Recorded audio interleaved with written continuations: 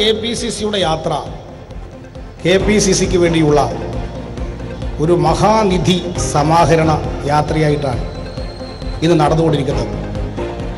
നിങ്ങൾ എപ്പോഴെങ്കിലും കേട്ടിട്ടുണ്ടോ ഒരു യാത്ര നടത്തുന്ന കക്ഷി യാത്രയിലുടനീളം നോട്ടെണ്ണുന്ന യന്ത്രം കൊണ്ട് ജാഥ നടത്തുകയാണ്? ആദ്യമായിട്ടാണ് കേരളത്തിലൊരു പാർട്ടി ജാഥയിൽ നോട്ടെണ്ണുന്ന യന്ത്രം കൊണ്ട് നടക്കുന്നത്. ന്യൂസ് ആൻഡ് വ്യൂസിലേക്ക് സ്വാഗതം. തെരഞ്ഞെടുപ്പ് ചൂടിൽ കേരളത്തിന്റെ ഗോത ഉണർന്നു. LDFന്റെ തെക്കൻ മേഖലാ ജാഥയും തുടങ്ങി. പ്രവചനങ്ങൾ അശാസ്ത്രീയ മട്ടിൽ പുരോഗമിക്കുന്നു. എന്നാൽ ഈ 3 ജാഥകളും വയ്ക്കുന്ന ആശയപരമായ ഉൾക്കരുത്തിനെ കേരളം വ്യത്യസ്ത രീതിയിലാണ് സ്വീകരിക്കുന്നതും നോക്കുന്നതും നിരീക്ഷിക്കുന്നതും.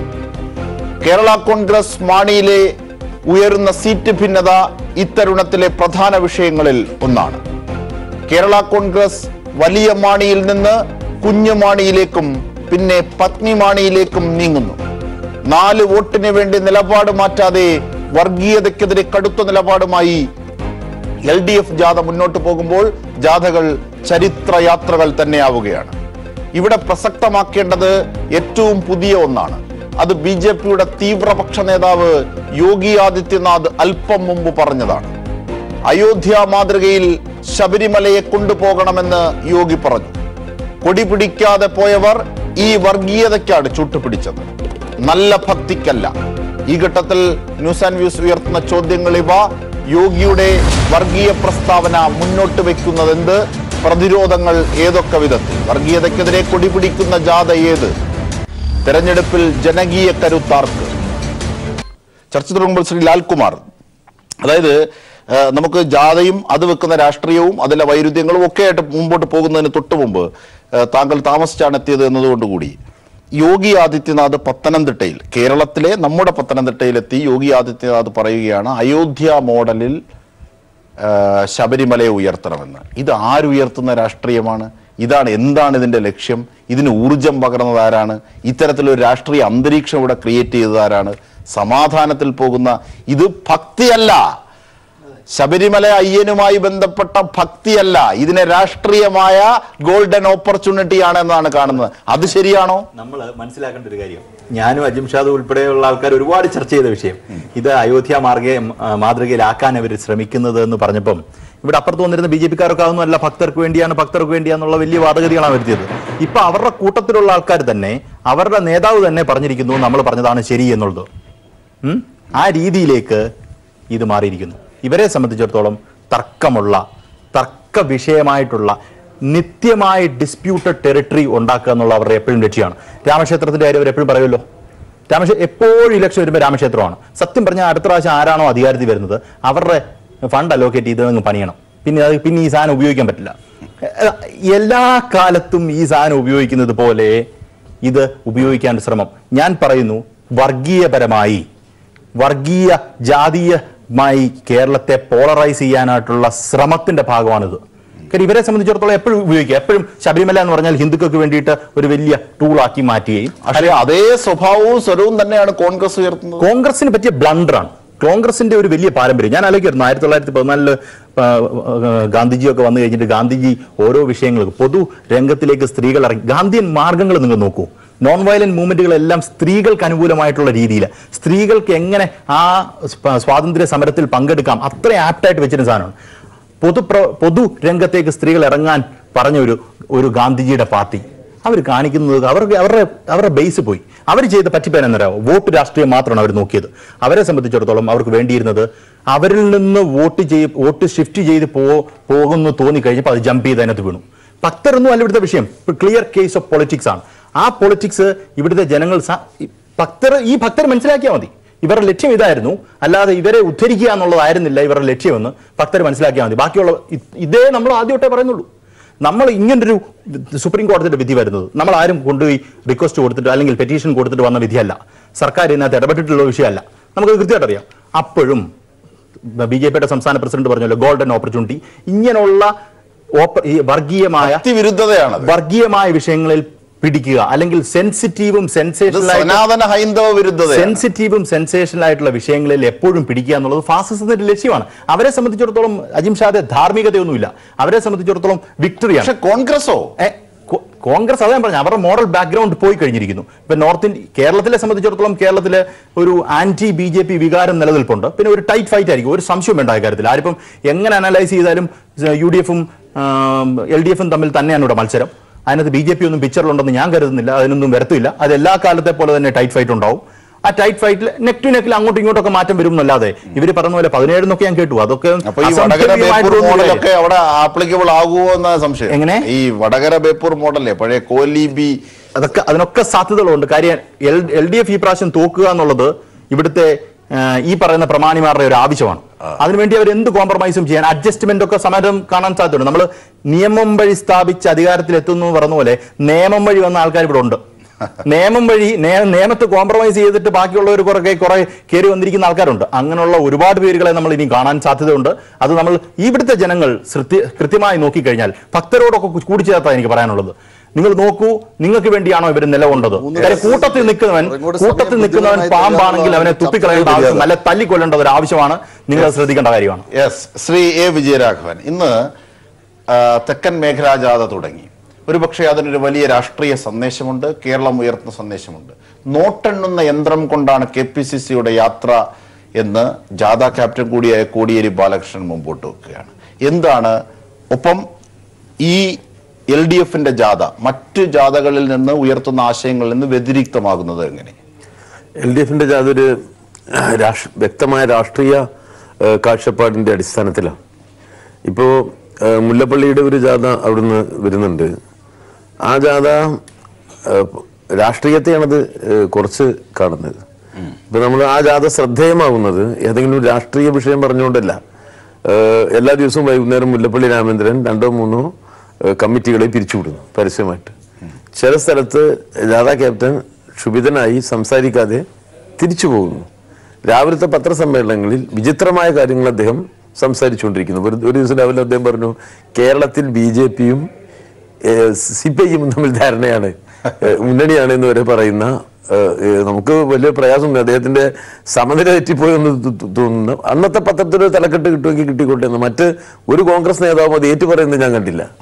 അപ്പോ വളരെ വിചിത്രമായ ഒരു സംഗതിയാണ് അവിടെ നടന്നുകൊണ്ടിരിക്കുന്നത്. പിരിക്കുന്ന തുക എന്നൊക്കെ പറഞ്ഞപ്പോൾ കേരളത്തിൽ പ്രസിദ്ധീകരിക്കുന്നത് സാധാരണഗതിയിൽ നമുക്കൊന്നും അത് അങ്ങനെ ശേഖരിച്ചെടുക്കാൻ കഴിയില്ല. വലിയ വലിയ തുകകളൊക്കെ പറയുന്നുണ്ട്.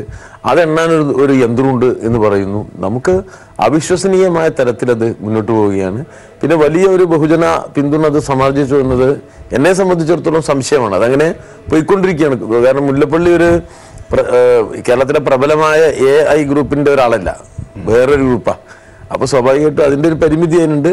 മലപ്പുറം ജില്ലയിൽ ലീഗുകാരുടെ ഒരു പരിരക്ഷ ഉണ്ടായിരുന്നു. മലപ്പുറം ജില്ല കഴിഞ്ഞ ശേഷം വളരെ പ്രയാസകരമായ രൂപത്തിൽ പോവുകയാണ്. എങ്ങനെയായാലും അത് അവസാനിക്കും. നമുക്കറിയാം, ഇപ്പോൾ കോൺഗ്രസ് ഒരു ജാഥ തുടങ്ങിയിരിക്കുന്നു, അതിവിടെ കൊണ്ടുവന്ന് അവസാനിപ്പിക്കാൻ വെച്ചാൽ രാഷ്ട്രീയമായ ജനങ്ങളുമായിട്ട് എന്തെങ്കിലും സംവേദിക്കാനോ മൗലികമായ വിഷയങ്ങളിൽ കാര്യങ്ങൾ ഉയർത്തിക്കൊണ്ടുവരാനോ അത് ശ്രമിക്കുന്നില്ല. സ്ഥിരമായ മാർക്സിസ്റ്റ് വിരുദ്ധത അത് ഉൽപ്പാദിപ്പിക്കാൻ നോക്കുന്നുണ്ട് എന്നുള്ള അവർ ചെയ്യുന്നതിൽ നമുക്ക് തെറ്റുവരാൻ പറ്റില്ല. അത് കോൺഗ്രസ് ആകുമ്പോൾ അവർക്ക് അവരുടെ പൊളിറ്റിക്സ് ആണ്, അതൊരു പറഞ്ഞുകൊണ്ടിരിക്കും. ഇപ്പുറത്ത് നമ്മൾ ചെയ്യുന്നതല്ല, നമ്മൾ ജനങ്ങളെ വിദ്യാഭ്യാസം ചെയ്യിക്കുകയാണ്. ജനങ്ങളോടാണ് നമ്മൾ ആശയവിനിമയം നടത്തുന്നത്. ജനങ്ങളുടെ ആശയവിനിമയം നടത്തുന്നത് ഇന്നത്തെ ഒരു പൊളിറ്റിക്സിനെ കുറിച്ചാണ്.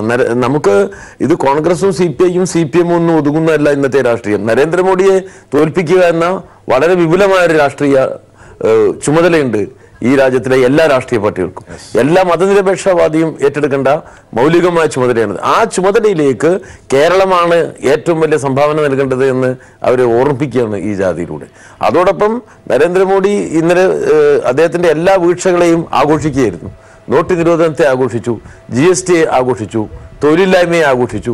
അങ്ങനെ തകർച്ചകളെയും തളർച്ചകളെയും ആഘോഷിച്ച് അദ്ദേഹം ഉന്മാദനായിട്ടാണ് ഇന്നലെ ആ അവസാനത്തെ പ്രസംഗം നടത്തിയത്. യഥാർത്ഥത്തിൽ ഒരു വർഗീയവാദിക്ക് മാത്രമേ അങ്ങനെ ചെയ്യാൻ കഴിയൂ, അല്ലാതെ ജനാധിപത്യ വിശ്വാസിയായ ഒരാൾക്ക് അങ്ങനെ ചെയ്യാൻ കഴിയില്ല.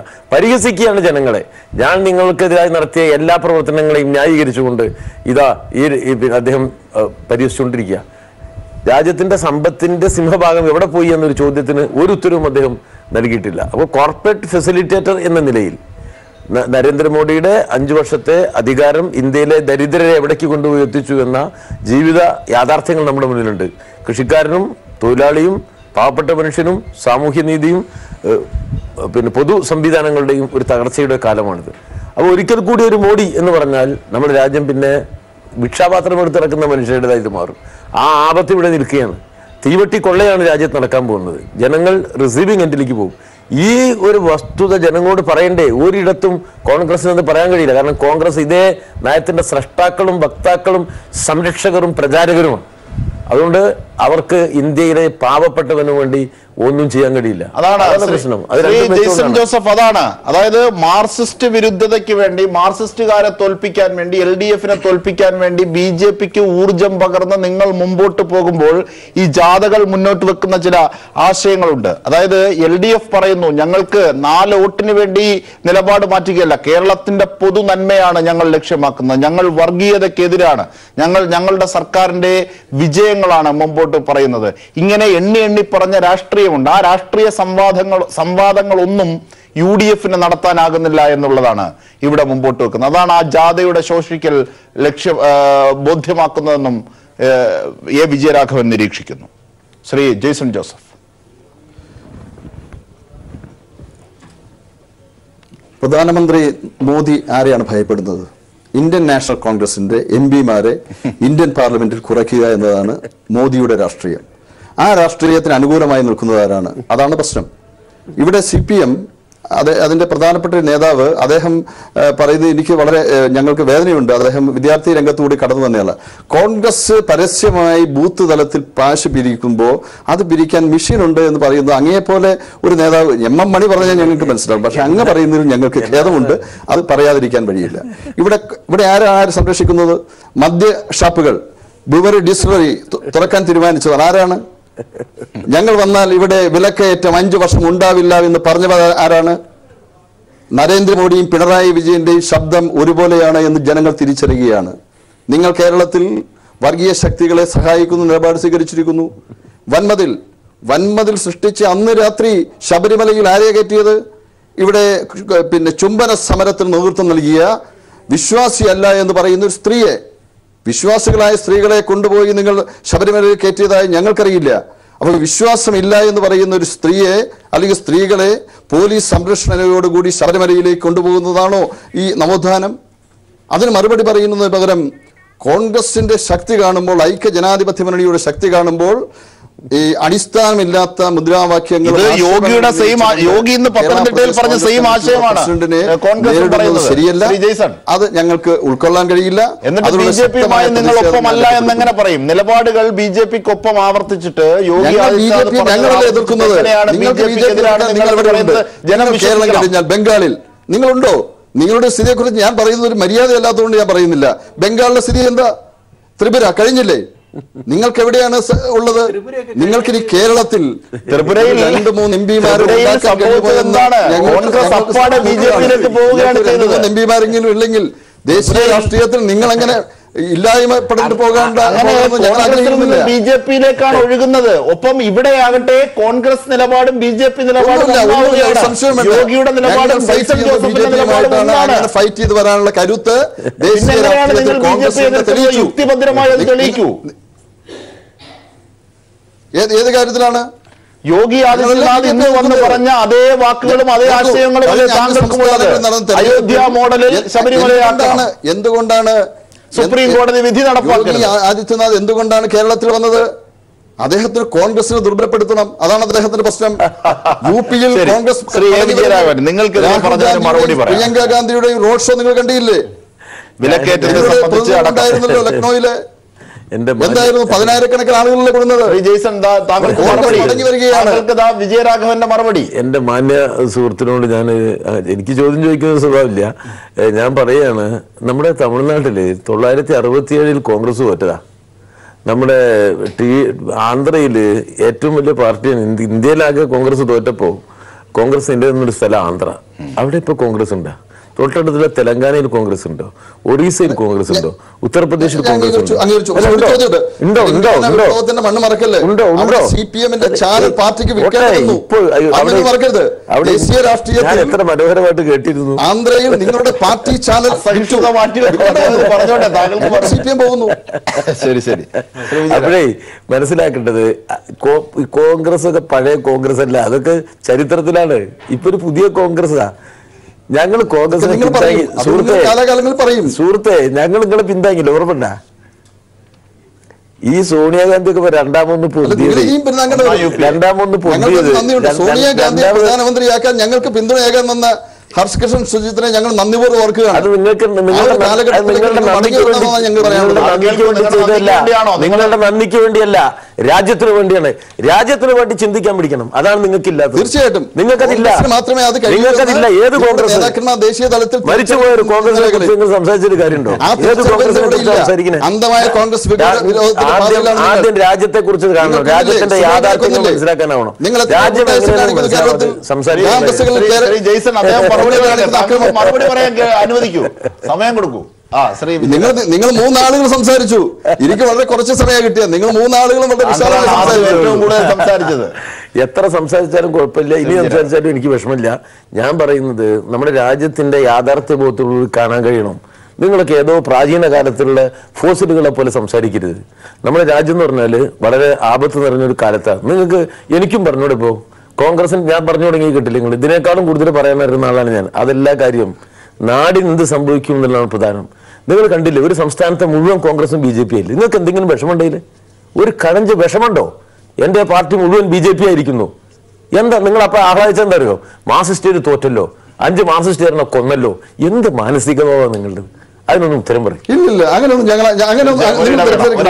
ഒരു ചിന്ത ഞങ്ങൾക്കില്ല. ശ്രീ M. ജയചന്ദ്രൻ, നമുക്ക് അതിന്റെ രണ്ടാമത്തെ ദിശയിലേക്ക്, അവസാന ദിശയിലേക്ക് എത്താം. അതായത് UDF ഉയർത്തുന്ന ഭിന്നതകൾ ഒരുപക്ഷെ കേരള കോൺഗ്രസ് മാണി വിഭാഗത്തിലേക്ക് എത്താം. നോക്കൂ, കേരള കോൺഗ്രസ് മാണി വിഭാഗം വലിയ മാണി, കുഞ്ഞുമാണി, പത്നി മാണി ഈ രീതിയിലേക്ക് പോവുകയാണ്. അതിലുള്ള ഭിന്നത കൃത്യമാവുകയാണ്. ആ ആന്തരിക വൈരുദ്ധ്യങ്ങൾ കൂട്ടിമുട്ടുന്നത്, ആടി ഉലയ്ക്കുന്നത് UDF സംവിധാനത്തെ അല്ലേ?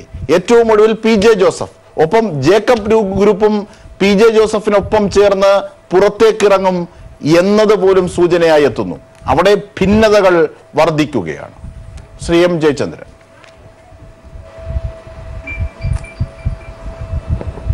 അജിംഷാദ്, നമ്മൾ 2 ആഴ്ച മുമ്പ് ഈ വിഷയം ചർച്ച ചെയ്തപ്പോൾ ഞാനൊരു കാര്യം സൂചിപ്പിച്ചിരുന്നത്, UDF-ൽ ഒരു വലിയ ആഭ്യന്തര സംഘർഷം മൂർച്ഛിച്ചു വരികയാണ് ക്രമേണയായി. അത് ഈ ഇഷ്യൂ ആണെന്ന് പറഞ്ഞാൽ നമ്മൾ ചർച്ച ചെയ്തിരുന്നത്. പക്ഷേ ഇന്നിപ്പോൾ എത്തി നിൽക്കുമ്പോഴേക്ക് PJ ജോസഫിൻ്റെ ഇഷ്യൂ അതിൽ പ്രധാനപ്പെട്ട പ്രശ്നമാണെന്ന് അദ്ദേഹത്തിൻ്റെ പക്ഷത്ത് നിൽക്കുന്ന മോൻസ് ജോസഫ്, കടുത്തുരുത്തി MLA മോൻസ് പറയുന്നു. അവിടെ നിൽക്കുന്നു കാര്യങ്ങൾ. നേരത്തെ മുതലേ 2009-ൽ UDF-ലേക്ക് ലയിക്കുമ്പോൾ ഉണ്ടായിരുന്ന അവരുടെ പ്രാഥമികവും പ്രധാനവുമായിരുന്ന ധാരണ എന്ന് പറയുന്നത് 70-30 ആയിരുന്നു റേഷ്യോ വെച്ചിരുന്നത്. ഓരോ ഭാരവാഹികൾക്ക് 70% മാണി വിഭാഗത്തിനും 30% ജോസഫ് വിഭാഗത്തിനും എന്നുള്ളതായിരുന്നു. ആ ധാരണ നാളിതുവരെ പാലിക്കാനായി ശ്രീ KM മാണി തയ്യാറായിട്ടില്ല. എന്നാൽ അതിനുവേണ്ടി ഏതെങ്കിലും തരത്തിലുള്ള ഒരു കർക്കശമായ നിലപാട് സ്വീകരിക്കാൻ ജനാധിപത്യ കേരള കോൺഗ്രസ് ഇതാ പോകുന്നു എന്ന ഘട്ടം വന്നപ്പോൾ പോലും ശ്രീ PJ ജോസഫ് സ്വീകരിച്ചിരുന്നില്ല. അതിൻ്റെ ഒരു വലിയ അതൃപ്തി അന്ന് മുതലേ ആ പാർട്ടിയിൽ ഉണ്ട് താനും. ഇപ്പോൾ PJ ജോസഫിൻ്റെ ആഭ്യന്തര കലാപം ഏതാനും ദിവസങ്ങൾക്കുള്ളിൽ തന്നെ ചായക്കോപ്പയിലെ കൊടുങ്കാറ്റായി ഒടുങ്ങും എന്നാണ് ഞാൻ പ്രതീക്ഷിക്കുന്നത്. കാരണം ഈ ജോസ് കെ മാണിയുടെ കാര്യം മാത്രം എടുത്തു നോക്കിയാൽ കഴിഞ്ഞ പാർലമെന്റ് തെരഞ്ഞെടുപ്പിൽ 2014 തെരഞ്ഞെടുപ്പിൽ കേരളത്തിലെ 20 മണ്ഡലങ്ങളിൽ 2ാമത്തെ വലിയ ഭൂരിപക്ഷമായിരുന്നു കോട്ടയം പാർലമെന്റ് സീറ്റിൽ ജയിച്ച ശ്രീ ജോസ് കെ മാണിക്ക് ലഭിച്ചത്. 1,20,599 വോട്ടാണ് ഭൂരിപക്ഷം. അതിനേക്കാളും വലിയ ഭൂരിപക്ഷം ഉണ്ടായിരുന്നത് മലപ്പുറത്ത് ശ്രീ E. അഹമ്മദിനായിരുന്നു. അദ്ദേഹം പിന്നീട് അന്തരിച്ചു.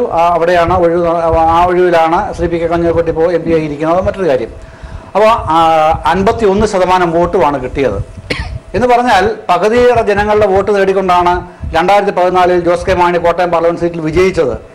ആ സീറ്റ് വെച്ചൊഴിഞ്ഞിട്ട് ഞാനിതാ ഇല്ല എന്ന് പറഞ്ഞ് ഒളിച്ചോടുന്നതിന് സമമായിട്ടുള്ള നിലയാണ് കഴിഞ്ഞ വർഷം സ്വീകരിച്ചുകൊണ്ട് രാജിവെച്ചുകൊണ്ട് രാജ്യസഭാ സീറ്റ് ജോസ് കെ മാണി നേടിയെടുത്തത്. ഏതായാലും പിന്നെ കേരള കോൺഗ്രസ് മാണി വിഭാഗത്തിലെ അതിൻ്റെ ചരിത്രം നമുക്ക് ഇവിടെ സമയക്കുറവുകൊണ്ട് ഞാൻ പറയുന്നില്ല. എന്നാലും പെട്ടെന്ന് പറഞ്ഞാൽ തൻ്റെ മകൻ്റെ മുകളിലേക്ക് ഒരു പാർലമെന്റ് അംഗം ഡൽഹിയിൽ ഉണ്ടാവാനായിട്ട് ഏതായാലും കെ എം മാണി ആഗ്രഹിക്കില്ല. അതിനുള്ള നടപടി ഉണ്ടാവുകയില്ല. സ്വാഭാവികമായിട്ടും ഞാൻ പ്രതീക്ഷിക്കുന്ന മറ്റെന്തൊക്കെ പേരുകൾ ഉയർന്നു വന്നാലും ശരി, അവസാന നിമിഷം വരാനിടയുള്ള പേര് നിഷ ജോസ് കെ മാണിയുടേത് തന്നെയാണ്. ഞാനിപ്പോൾ ഒരു കാര്യം കൂടെ പിന്നെ അത്ര ഉറപ്പില്ലാതെ എന്നാൽ ഒരു കൗതുകത്തോടെ പറയുന്നൊരു കാര്യം, ഇവരുടെ പാർട്ടി കമ്മിറ്റി കൂടുമ്പോൾ അങ്കിളെ പേര് പറയണം എന്ന് പറഞ്ഞ് ഈ ജോസ് കെ മാണിയുടെ ഭാര്യ തന്നെ പി ജെ ജോസഫിനെ കൊണ്ട് നിഷ ജോസ് കെ മാണിയുടെ പേര് പറയിപ്പിക്കും എന്നും കൂടെയാണ് ഞാൻ കൗതുകത്തോടെ കരുതുന്നത്. ആ നിലയിലേക്ക് കാര്യങ്ങൾ അവിടെ അടങ്ങി വരികയാണ്. അത്രയേ ഉള്ളൂ കാര്യം.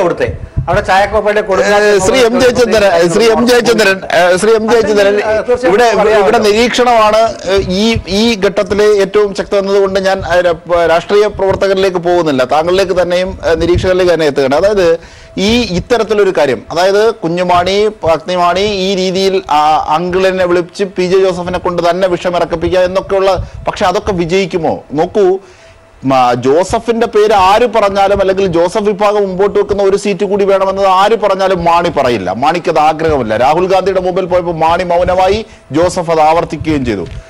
ഇതുപോലെയാണ് ലീഗിൽ യൂത്ത് ലീഗുകാരെ സംതൃപ്തിപ്പെടുത്താൻ കുഞ്ഞാലിക്കുട്ടിക്ക് ആഗ്രഹമില്ല, ഒരു സീറ്റ് കൂടി ആവശ്യപ്പെടുന്നില്ല. അങ്ങനെ ലീഗ് ആ അർത്ഥത്തിൽ ചെയ്യുന്നു, ലീഗിന് കൊടുക്കുന്നില്ല, അതുകൊണ്ട് നിങ്ങൾക്കും തരില്ല എന്ന് പറഞ്ഞ് മാണി കേരളയെയും ഒതുക്കുകയാണ്. ഈ ഘട്ടത്തിലാണ് ജോസഫിന്റെ അസ്വസ്ഥത കൂടുതൽ ശക്തി പ്രാപിക്കുന്നത്. ജേക്കബ് വിഭാഗവും സീറ്റ് ആവശ്യപ്പെട്ടിട്ടുണ്ട്. ഈ ജേക്കബ് വിഭാഗത്തിലെ അസംതൃപ്തരായ ഒരു വിഭാഗം ജോസഫിനോടൊപ്പം ചേർന്ന് പുറത്തേക്ക് പോകുമെന്നാണ് ഏറ്റവും പുതിയ നിരീക്ഷണങ്ങൾ എത്തുന്നത്.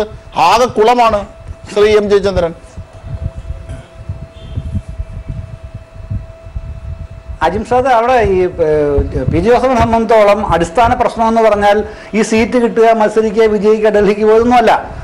അതിന് കഴിയാത്ത വിധം അദ്ദേഹത്തിന് വ്യക്തിപരമായ മറ്റു പ്രശ്നങ്ങൾ വേറെ ഉണ്ട്, അത് ഞാനിവിടെ പറയുന്നില്ല. ഏതായാലും പ്രശ്നം എന്ന് പറഞ്ഞാൽ ജോസ് കെ മാണി കേരള കോൺഗ്രസ് മാണി വിഭാഗത്തിന്റെ ചെയർമാൻ ആകുമോ ഇല്ലയോ എന്നുള്ള വലിയൊരു ആശങ്കയും ഭീതിയുമാണ്. ഏതായാലും ജോസ് കെ മാണിയെ ഇത്തരം വിവാദങ്ങളൊക്കെ ഉണ്ടായതുകൊണ്ടും പി ജെ ജോസഫിന്റെ അതൃപ്തി പരസ്യമായി പ്രകടിപ്പിച്ചതുകൊണ്ടുമൊക്കെ ജോസ് കെ മാണിയെ ഉടനെ ചെയർമാൻ ആക്കില്ല എന്നുള്ള നിലപാടിലേക്ക് കെ എം മാണി എത്തിയിട്ടുണ്ട്. പി ജോസഫിന്റെ അമർഷം തൽക്കാലം അവിടെ അടങ്ങുകയും ചെയ്യും. അതാണ് ഇപ്പോഴത്തെ നില. അതിന്റെ അപ്പുറത്തേക്ക് പുള്ളി ഒരു സ്റ്റാൻഡ് എടുത്തിട്ടുമില്ല. വേറെ എവിടെയും അത്തരത്തിൽ പാർട്ടിക്കുള്ളിലോ പുറത്തോ ഒരു പരസ്യമായ സ്റ്റാൻഡ് ഇതുമായി ബന്ധപ്പെട്ട് എടുത്തിട്ടില്ല. പക്ഷേ യാത്രയിൽ, അതായത് ഈ മാണിസാറിന്റെ യാത്രയിൽ തൊടുപുഴയിൽ എത്തിയപ്പോൾ 3 മണിക്കൂർ വൈകിയാണ് പി ജെ ജോസഫ് എത്തിയത്. പി ജെ ജോസഫ് എത്തിയപ്പോൾ വല്ലാതെ കയ്യടി ഉയരുകയും ചെയ്തു. അതൊക്കെ ചില സൂചനകളാണ്. ഒരു കാരണവുമില്ലാതെ ഇടതുപക്ഷത്തിൽ നിന്ന് ഇറങ്ങിപ്പോയ ആളാണ്. നിർണായക സമയത്ത് പല തീരുമാനം എടുക്കുന്ന സ്വഭാവമുണ്ട് പി ജെ ജോസഫ്. തീർച്ചയായും. ശ്രീ ജെയ്സൺ ജോസഫ്, അതായത് തീർച്ചയായിട്ടും അദ്ദേഹം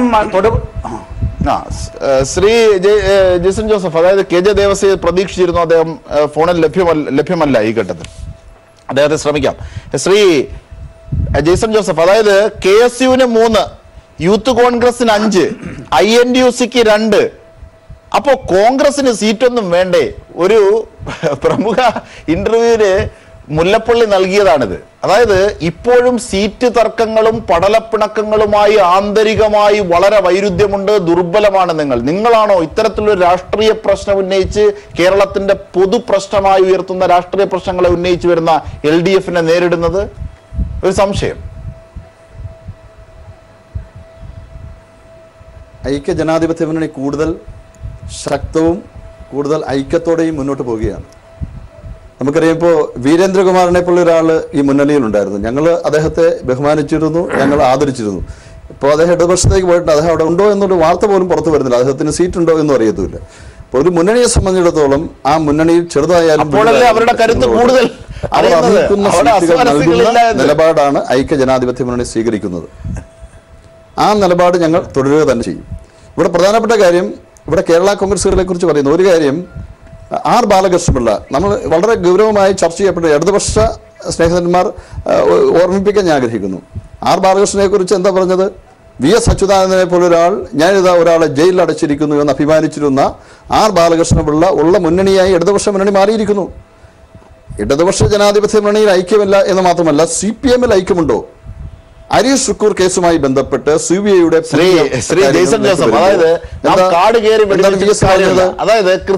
നിയമത്തിന്റെ വഴിക്ക് പോകട്ടെ എന്ന് പറഞ്ഞിരിക്കുന്നു. അത് ആർക്കെതിരായിട്ടാണ് സൂചിപ്പിച്ചു. വലിയൊരു പടയൊരുക്കം ആരംഭിക്കാൻ പോവുകയാണ്. പ്ലീസ്, അതായത് വീരേന്ദ്രകുമാറും R ബാലകൃഷ്ണപിള്ളയും അടക്കം നിങ്ങളിൽ നിന്ന് കൊഴിഞ്ഞു പോയവരും അടക്കമുള്ളവരെല്ലാം LDF-ലേക്ക് ചെന്ന് കയറുകയാണ്. അവർ കൂടുതൽ ശക്തിയാവുകയാണ്. അവിടെ നിന്ന് ഒരു അനക്കവും കേൾക്കുന്നില്ല. അതിന്റെ അർത്ഥം അവിടെ നിന്ന് ഒരു അസ്വാരസ്യവും ഇല്ല എന്നാണ്. പക്ഷെ നിങ്ങളുടെ കാര്യമോ മറിച്ച് അത് താങ്കൾ തന്നെ സ്ഥിരീകരിച്ചു. ഒരു പ്രശ്നമില്ല, ഞങ്ങൾ ഐക്യ മുന്നണിയിൽ ഒരു പ്രശ്നമില്ല. എല്ലാ പാർട്ടികളും കൂടുതൽ ആളുകൾ ആഗ്രഹിക്കും. കാരണം ജയിക്കുമെന്ന് ഉറപ്പാ. 20 സീറ്റ് 17 ജയിക്കുമെന്ന് കേരളത്തിലെ പൊതുസമൂഹത്തിൽ നടത്തിയ സർവേകൾ വരുമ്പോൾ ആളുകൾ ആഗ്രഹിക്കാതിരിക്കും മത്സരിക്കാൻ.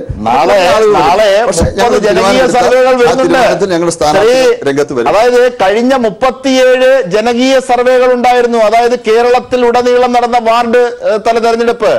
ഈ ശബരിമല വിധിക്ക് ശേഷം അതിൽ ബഹുഭൂരിപക്ഷവും നേടിയത് LDF ആണ്. നാളെ 30 വാർഡുകൾ വരുന്നുണ്ട്. ബ്ലോക്ക് പഞ്ചായത്തുണ്ട്, ജില്ലാ പഞ്ചായത്ത് വാർഡുകളുണ്ട്, ഗ്രാമപഞ്ചായത്ത് വാർഡുകളുണ്ട്. 30 എണ്ണം വരുന്നുണ്ട്. അതാണ് ജനകീയ സർവേ, അതാണ് ഓതന്റിക് സർവേ. അശാസ്ത്രീയമായ വെല്ലവരുടെ സർവേ നോക്കരുത്. നാളെ നമുക്ക് കാണാം. ശ്രീ ലാൽകുമാർ, ഇതാണോ ഒരു രാഷ്ട്രീയം? ഇതാണോ പ്രശ്നങ്ങളായി ഉന്നയിക്കേണ്ടത്? ഇതാണോ ഉൾക്കരുത്തിൻ്റെത്? ഇതാണോ തെരഞ്ഞെടുപ്പുമായി ബന്ധപ്പെട്ട് രാജ്യം നേരിടുന്ന ഭീഷണിക്കെതിരെ മുമ്പോട്ട് വെക്കേണ്ടത്? ഇതിനകത്ത് നേരത്തെ പറഞ്ഞ ആളുടെ റെഫറൻസുമായിട്ട് ബന്ധപ്പെട്ട് 1-2 കാര്യങ്ങൾ സൂചിപ്പിച്ചോട്ടെ. മാണി സാറുമായിട്ട് ബന്ധപ്പെട്ട് മാണിയുടെ പ്രശ്നം കോട്ടയത്ത് മാണി തോറ്റു പോകും. എൻ്റെ ഒരു പ്രതീക്ഷ അങ്ങനെയാണ്. കാര്യം അത് അവർക്ക് അവിടെ ഒരു കോമ്പറ്റീഷൻ കൊടുക്കാൻ പറ്റാത്തതുകൊണ്ടല്ല, കോൺഗ്രസും ഇവരുടെ കാലുകാരി അങ്ങോട്ടും ഇങ്ങോട്ടും വരും. ഇവര് അപ്പുറത്ത് പോയി മാണി സാറിനെ കെട്ടിപ്പിടിച്ചതുപോലെ ജനങ്ങൾ കെട്ടിപ്പിടിച്ചിട്ടില്ല. ഞാൻ ആ ഒരു ഏരിയയിൽ നിന്ന് വരുന്ന ഒരാളാണ്. അവർക്ക് ഇവരെ ഇത് ജൂനിയർ മാൻഡ്രക്ക് എന്ന് പറഞ്ഞാൽ മറ്റേ സിനിമയ്ക്കകത്ത് പറഞ്ഞ പോലെയാണ്. ഇത് എങ്ങനെയും അപ്പുറത്തങ്ങ് പോയപ്പോൾ ഇവർ രക്ഷപ്പെട്ടെന്ന് വിചാരിച്ചു. സത്യം പറഞ്ഞു കഴിഞ്ഞാൽ മാണി ഇവർ പുറത്തു പോകുമായിരുന്നെങ്കിൽ കുറച്ചാൾ വഴിയാകാരായിട്ട് പുറത്തെടുത്തില്ല. ഇല്ല, ഞാൻ CPM-ലേക്ക് പോകുന്നതല്ല. ഞാൻ പറഞ്ഞ ഈ കോൺഗ്രസിൽ എടുക്കാതിരിക്കുകയായിരുന്നെങ്കിൽ അല്ലെങ്കിൽ UDF-ൽ എടുക്കാതിരിക്കുകയായിരുന്നെങ്കിൽ വഴിയാകാരമായിട്ട് അങ്ങോട്ടും ഇങ്ങോട്ടും നടന്ന് കുറച്ചാൾ കഴിയുമ്പോൾ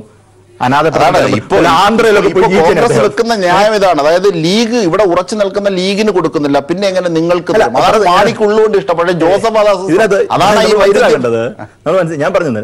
ഇവര് തമ്മിൽ കാലുവാരും, ഒരു സംശയമില്ല. ഈ തിരുവല്ല സീറ്റ് എങ്ങനെ ഇവർക്ക് കണ്ടിന്യൂസ് ആയിട്ട് നഷ്ടപ്പെടുന്നത്? അങ്ങോട്ടും ഇങ്ങോട്ടുള്ള കാലുവാരാണ്.